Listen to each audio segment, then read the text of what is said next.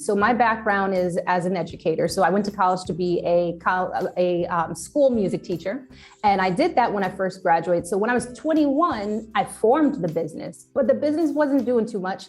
And I did what I knew. I got a job as a teacher. My mother was a teacher. I knew I could teach. I had the background. So I was teaching sixth grade, loved it, loved my job.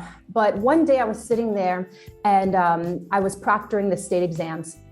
And I got not a pink slip, but they gave you a slip letting you know if you were on the bottom 5, if your job might be in jeopardy if the budget didn't go through. And I knew if they had a way to keep me, they would want to keep me because I was excellent at my job. But they had to let me know that, hey, in seniority, you are one of the 5 lowest people who came in recently in the district over the last several years. Yeah. And I was like, wait, are you telling me no matter how great I do in my job, no matter how successful I am in what I do, I'm a number, and my great position, 6-figure position here in New York, could be gone as soon as somebody said it was because my number's up? And that didn't sit right with me. I mean, I'm like, I've busted my behind to do well. You know, I've got 2 wonderful sons and I want to do well for them. And you're telling me that I could have no income in a matter of months, just poof, gone. So for me, as I was proctoring that day, I was like, you know what? Let me start driving up the streets. And actually, that is how I got both my locations, by the way, is just by driving the community, driving the streets where I wanted to be. And that's how I found and got into the locations that I got into.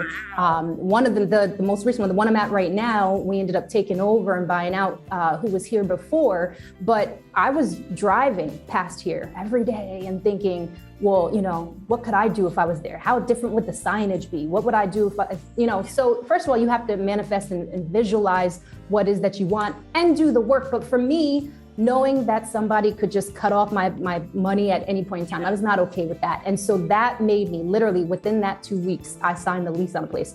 Had no money for the place, had no idea how I was going to come up with it. But you have to have faith and a plan, and you have to be smart. But also a lot of people are like, wait, I can't do this because they don't tap into their resources. They think that all they have is what's in their bank account. They don't realize we just walk around. If you walk around and think about what you have, the resources you have from your mind, from your connections, you have so much that you just don't tap into. So that was my moment when I got a space.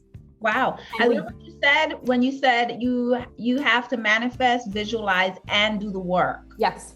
I think the third thing is what people always forget. Mm-hmm. You still have to do some work to get there.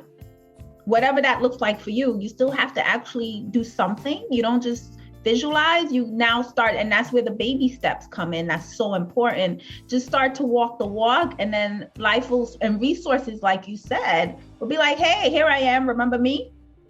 Yeah.